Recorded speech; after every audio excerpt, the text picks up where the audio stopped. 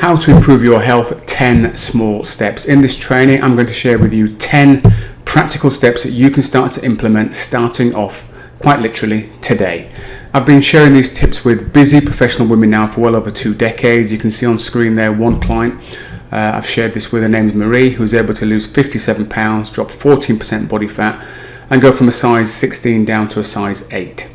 So you want to grab a pen and paper and start to make some notes. Before we do that, just a little bit about me, just in case you haven't come across me before.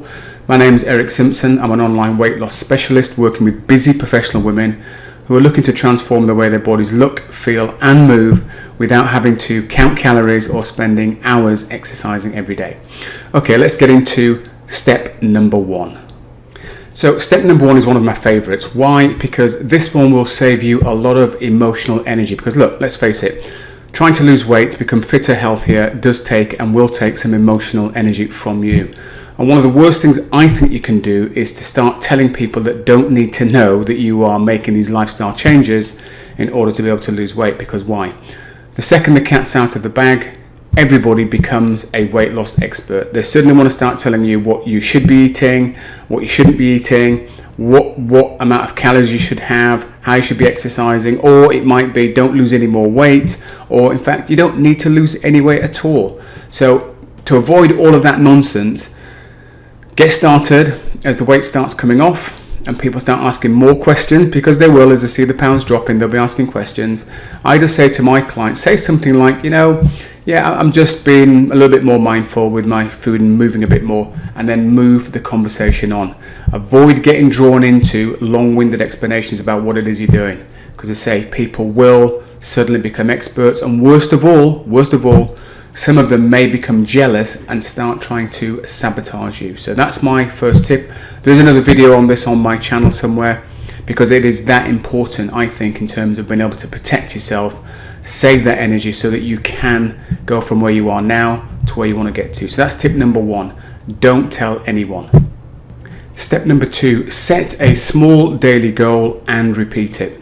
And when I say small, I really do mean small. It needs to be so small that on a scale of 1 to 10, 1 being not confident that you can do it and 10 being confident that you can do it, it needs to be at a 10. So it needs to be that small. So it could be something as simple as, quite literally, as you open your eyes up in the morning, before you put your toes on the carpet floor or the wooden floor, depends what kind of floor you've got, you want to be repeating to yourself, today is going to be a good day. Something quite literally as simple as that, just to get your mind into the right place mentally. And just do that on a daily basis and just keep repeating it over and over and over again. And once you've done it for 7 days, then add something else in there. So it might be, for example, today is going to be a good day, put your feet on the floor, get out of bed, and then you might do some gentle mobility exercises, just rolling your shoulders, rotating your spine, swinging the arms, few knee bends, and then you're off to the bathroom. So it needs to be something that's small, but it needs to be repeatable. And on a scale of 1 to 10, 10 in terms of confidence in being able to do it. So that's step number 2. Let's move on to step number 3. Step number 3, listen to, watch or read something motivational. Why? Because in the same way you're feeding your body good, healthy, nutritious food, I believe we should be doing exactly the same with our minds, feeding ourselves some mental vitamins and minerals. And you can do this kind of like anytime, really. I mean, I sometimes sit on my indoor static bike when I'm cycling away. I'll listen to something motivational. It might be music one day, it could be a talk another day, it could be some quotes I'm listening to. And you don't have to do it when you're exercising necessarily. You could do this whilst you're traveling into work, obviously making sure if you're driving, you are fully engaged with the driving process, or you could be sat on a train, or you could be doing chores around the house. So, using some potential dead time to feed your mind some mental vitamins and minerals in order to sort of, get that motivational part of your mind working in a way that you'd like it to work for you. So that's number 3. Number 4, stop eating after 6 p.m. Now, just in case you're saying, well, hang on, Eric, I don't actually get home until 6 p.m, so that's not possible for me, then just fill in the blank. If you have your last meal at 7 or 8, then, work with your own personal timings. But here's the thing. If you can stop eating at a set time, and let's just use 6 p.m. as the example, and you go all the way through to, let's say, 10 at night, that's 4 hours where you don't eat again, and then you go to bed, So from 10, let's say you wake up at 6 a.m. in the morning, so that gives you 8 hours. So you've got 12 hours of non-eating, and that's fantastic in terms of helping your digestive system, helping you to regulate blood sugar levels, and also helping you to be able to lose weight naturally. I know there's a lot of talk out there at the moment around things like intermittent fasting, 16-8 being one of the more popular ones out there, but following this simple regime of stopping eating at a set time and then not eating again until the next day. So in other words, no little midnight nibbles or no evening late night nibbles after your last meal. That's going to be a great way to get your body into a state of natural fat burning. So stop eating after, fill in the blank, whatever time it is for you normally. Step number 5, plan just one of your meals for the next 7 days. And why do I say just one? Why do I not say plan the whole day? Well, look, it can become quite overwhelming. If you are not in the habit of planning out your meals right now, and you suddenly try and do that for the whole thing, I guarantee you're going to feel overwhelmed, and you might do it for a day or two, but then you'll stop. Whereas if you can plan just one meal for the next 7 days, then I think you've got a far better chance of doing that. And the meal I would suggest that you do would be the evening meal. Why the evening meal? Because that's the one that tends to be the one that sets you up for the rest of the evening. You know, if you can have a good balanced meal with protein, fat and carbs in it, the chances are, if you think back to one of my previous tips, which was stop eating after fill in the blank, 6 p.m, 7 p.m, 8 p.m, whatever the time is for you, you're more likely to do that. So I'd definitely take some time to plan that one meal for the next 7 days. And it will also help to reduce the decision-making process of the mind. Because again, if you come home late in the evening and you haven't decided and planned what you're going to have for a meal, chances are you're going to reach for something that's not particularly healthy, or you're going to get on the phone and you're going to be dialing some Uber driver to come out and deliver some sort of takeaway meal for you. So that's number 5. Step number 6, yes, it's a favorite, drink water. Well, I'm not going to tell you to drink the standard 2 liters a day or anything like that. All I'm going to simply say is this: if you are not drinking water on a regular basis, just start by drinking some water. Simple as that. Whether you drink it in the morning, in the afternoon, in the evening, entirely up to you, but just try and get into the habit of drinking some water. Once you become accustomed to drinking water, let's say give it 7 days or so, then maybe think about how much water should you be consuming on a daily basis. So quite literally just start off by drinking some water. Don't worry about over drinking on water. It's highly unlikely you're going to drink too much water. But if you did want a guideline, 2 liters is what it is. But just start off by drinking some water. Obviously things like coffee and tea, I say obviously, but tea and coffee, drinks of that nature, I'm not saying don't drink those, but understand they are diuretics and they will cause you to eliminate fluid out of your body. And one of the big benefits of drinking water is if you remain hydrated, you can retain up to 20% of your energy level. So flipping that the other way around, if you become 2% dehydrated, then you can lose up to 20% of your energy output, which is pretty considerable, I would suggest. The way to check for hydration levels, quite simply, when you go to the toilet, you should have clear and copious amounts of clear fluid coming out of your body. It's that simple. So that's step number 6, drink water. Step number 7, no pun intended, walk for 5 minutes a day. Now, walking for 5 minutes, I quite literally mean step out of your door, walk for 5 minutes, and then you have to come back. So that gives you 10 minutes, which is great. It's just a way of sort of making 10 minutes sound like it's easier than 10 minutes. You do 5.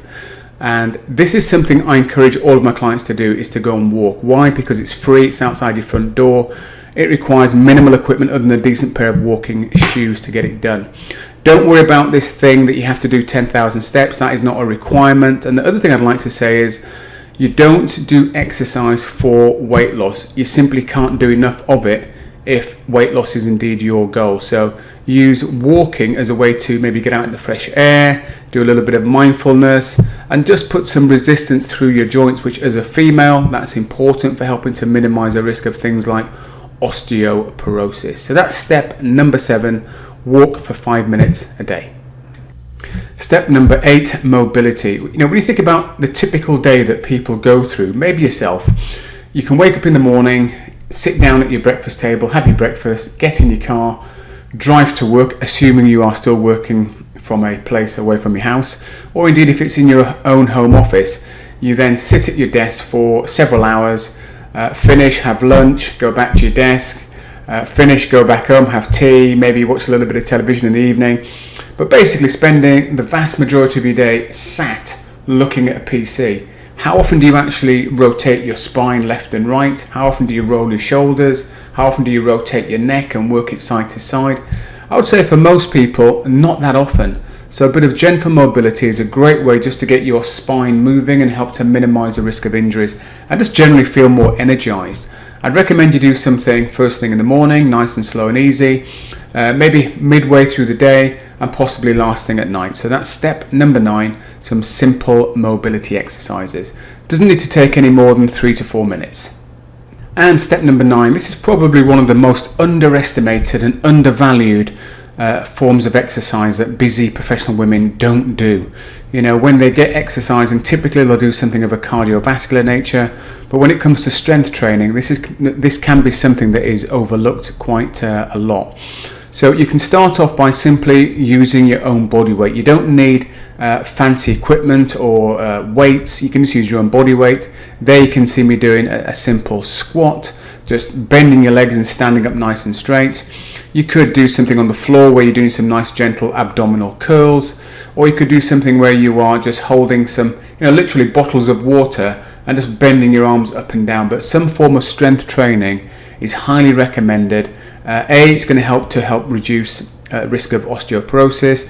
B, it's going to help you to boost your metabolism, and C, it's going to be great for just general overall body tone. So some gentle strengthening exercises that you can do with your own body weight would be a great thing to do.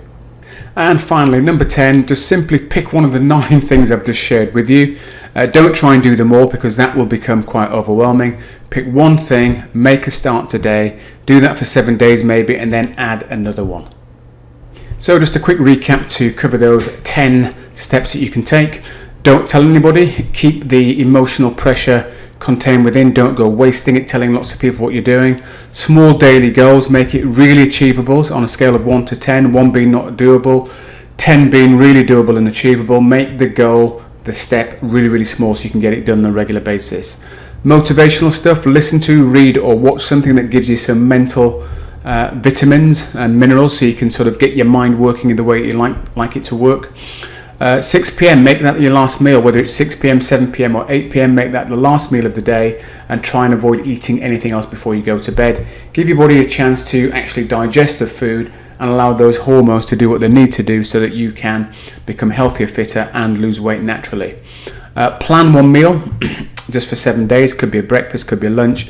I'd recommend an evening meal. Drink water. Just start off by drinking some water. Don't worry about how much to begin with. Walk, maybe just 5 minutes to begin with, maybe a little bit more if you're a little bit fitter. Do some mobility exercises, possibly first thing in the morning, midday, last thing in the evening. Strength work to help reduce the risk of osteoporosis, to help with some body tone, and all the other health benefits that go along with it, like including your increasing your metabolism. And number 10, pick one of those things off that list and make a start today. So there you have it, how to improve your health with 10 small steps. If you like what you've heard on this training, then feel free to like and subscribe to the channel so you can be informed when I release my next training video. Until then, take very good care and bye for now.